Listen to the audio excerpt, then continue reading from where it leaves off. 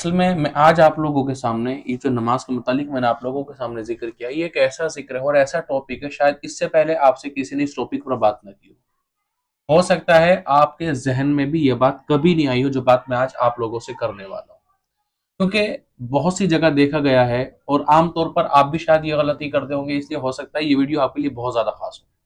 तो ठीक है, वीडियो को तवज्जो के साथ सुनिएगा और जरा नोटिस कीजिएगा और अपनी गिरबान में जाकर के देखिएगा कि जो बात मैं कह रहा हूं वो कहां तक हक है और कहां तक सच है और कहां तक वो बात गलत है। अगर मेरी गलती हो तो आप मेरी इस्लाह कीजिएगा कमेंट बॉक्स में, मैं आपका जवाब दूंगा और अपनी इस्लाह की इंशाल्लाह कोशिश करूंगा। एक्चुअली देखा यह गया है आमतौर पर, जब आप लोगों ने देवबंदी बरेलवी के ताल्लुक से मसला सुना होगा, शिया सुन्नी के मुतालिक सुना होगा, अहले हदीस के मुतालिक सुना होगा, और आप लोगों ने इसके मुतालिक एक बात और सुनी होगी। वो क्या कि जब जमात अहले सुन्नत वल जमात के लोग, यानी कि जिनको हम बरेलवी कहते हैं, जो हमारा अपना मसलक है, वो लोग ये कहते हैं कि अहले हदीस के पीछे, देवबंदी के पीछे, चकड़ालवी हो, नेचरी हो, शिया हो, किसी के पीछे नमाज नहीं होगी। तो ठीक है, हमारी कुछ अवाम एक गलती करती है और वो ये कहता है, जब उनसे कहा जाए कि जी तुमने नमाज जनाजा फला के पीछे क्यों पढ़ ली, या पंज वक्त नमाज में फला नमाज तुमने उनके पीछे क्यों पढ़ ली, वो तो देवबंदी थे, तो कहते हैं जी नमाज ही तो पढ़नी है, नमाज ही तो पढ़नी है, क्या हर्ज है। तो क्या आपको ये समझ में आता कि ये जुमला कितना खतरनाक है कि नमाज ही तो पढ़नी है।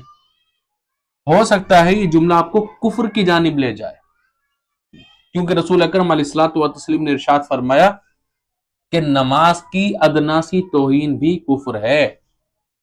अब इस बात को यहीं पर खत्म कर देते हैं, मैं आपको दूसरी बात समझाता हूं।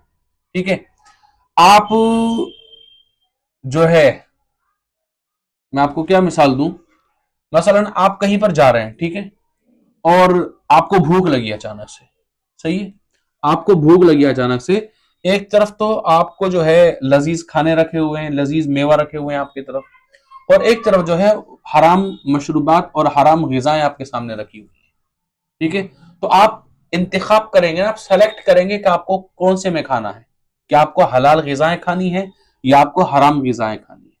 तो जाहिर सी बात है आप यही कहेंगे कि हम हलाल ग़िज़ाएं खाएंगे, फिर चाहे वो सब्जी हो या गोश्त हो या पानी हो या शरबत हो, चाय हो, दूध हो, आप ये चीजें पिएंगे जो चीज हलाल है, वो चीजें खाएंगे जो चीज हलाल है। वो तो नहीं खाएंगे ना आप जो चीज हराम शरीयत मुताहरा ने आपके लिए कर रखी है। आप शराब तो नहीं पिएंगे ना, आप खिंजीर तो नहीं खाएंगे ना, आपके सामने ये भी रखा हुआ और ये भी रखा हुआ, तो आप वही चीज खाएंगे जो आपके लिए हलाल है।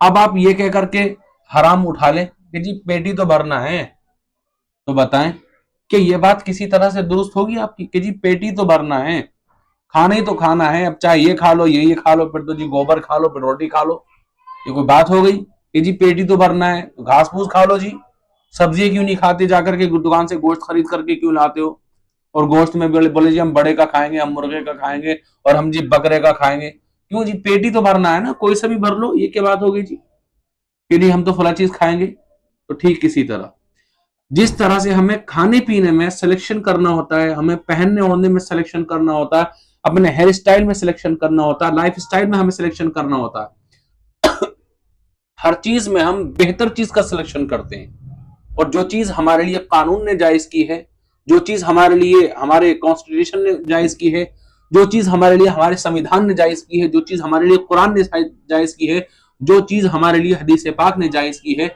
हम उसी का ही इस्तेमाल करेंगे, इसके अलावा का इस्तेमाल नहीं करेंगे। हालांकि इस रुए जमीन पर बहुत सारी चीजें ऐसी हैं जो आपके लिए सही है और बहुत सारी चीजें ऐसी जो आपके लिए गलत है। और ऐसा भी होता है कि एक चीज इस वक्त पर जायज हो और एक चीज और वही चीज अगले वक्त पर वो नाजायज हो, आपके लिए गलत हो जाती है। फॉर एग्जाम्पल, आप फ्रिज का पानी पीते हैं गर्मी में, आप ठंडा पानी पीते हैं गर्मी में, अगर वही पानी फिर आप सर्दी में पिएंगे, वही पानी आप खांसी होते हुए पिएंगे, वही पानी आप बुखार आते हुए पिएंगे, ये उन कैफियतों में पिएंगे जिन कैफियत में वो पानी आपको नुकसान दे सकता है, आपकी तबीयत खराब हो ज्यादा हो सकती है। तो बताइए कैसे, फिर आप ये कहने लगे जी पानी तो पीना कोई सा भी पी लो, खानी तो खाना कोई सा भी खा लो।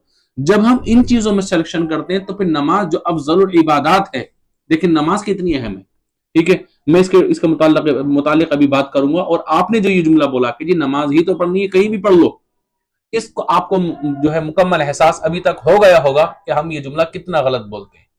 दूसरी चीज आप ये देखें, अब हम खाने पीने के मुतालिक जी हम पेटी तो भरना है, हमें खानी तो खाना, पानी तो पीना, कपड़े तो पहनने, मोबाइल ही तो चलाना। जब हम ये वाली चीज नहीं बोलते हैं और ये चीज कहीं ना कहीं हमारे स्टेटस को खराब कर देती है, अगर हम इस चीज का ख्याल नहीं रखते, तो फिर ये चीज कि हमें नमाजी तो पढ़नी है, ये चीज हमारे ईमान को कितना खराब कर सकती है, ये आपको अगली बात से पता चलने वाला है।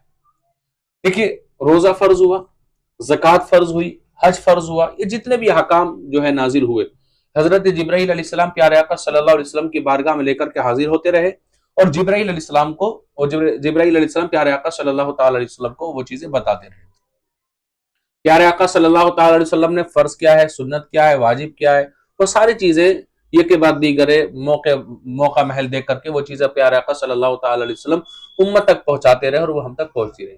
लेकिन जब नमाज की बारी आई तो रब तबारक व तआला ने फरमाया, जिब्राइल अब ये आप वहां लेकर के नहीं जाएंगे, अब आप यहाँ पर लेकर के आएंगे मेरे महबूब को।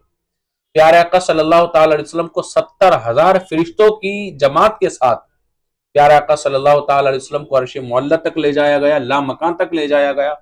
वहां पर रब की और रब के महबूब की कुछ जो है राजो नियाज की बातें हुई।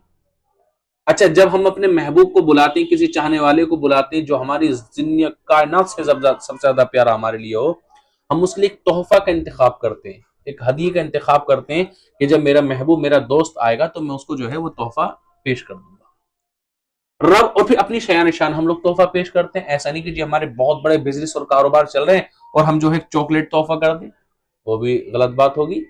आमतौर पर देखते हैं जब किसी की वाइफ का बर्थडे होता है या बहन भाई का बर्थडे होता है तो देखा गया जी उन्होंने हेलीकॉप्टर भी गिफ्ट किए हैं, उन्होंने आइलैंड भी गिफ्ट किए हैं। तो हर इंसान अपनी शान निशान गिफ्ट पेश करता है और वही उसके लायक भी होता है। अगर शान से घट करके गिफ्ट करेगा तो जी उसकी शान में कमी आ जाएगी।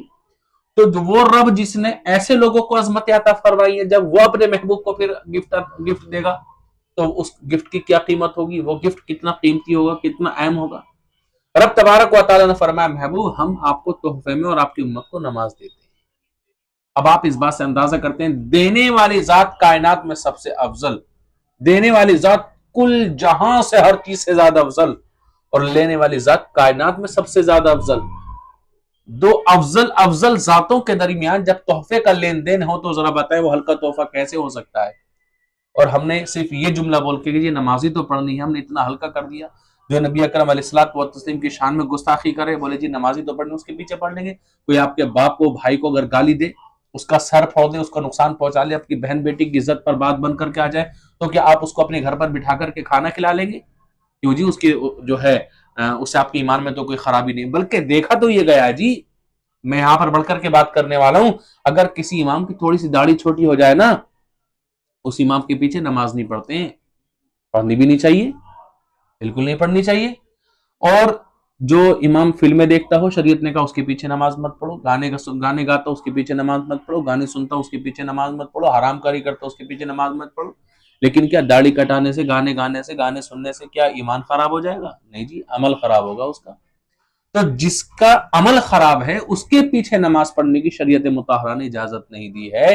तो जिसका ईमान खराब है, जिसका अकीदा खराब है, उसके पीछे नमाज पढ़ने की इजाजत शरीयत मुताहरा कैसे दे सकती है? फिर आपने इतना हल्का जुमला कैसे बोल दिया कि नमाज ही तो पढ़नी है, कहीं भी पढ़ लो? मेरे भाई, ये बहुत गलत जुमला है। इस जुमले से परहेज करें, कहीं ऐसा ना हो कि ये जुमला आपको आपके ईमान से खारिज कर दे और जो नेकियां, जितनी भी नेकियां आपने अल्लाह और उसके रसूल को राजी करने के लिए की थी, कहीं वो सारी खत्म ना हो जाए।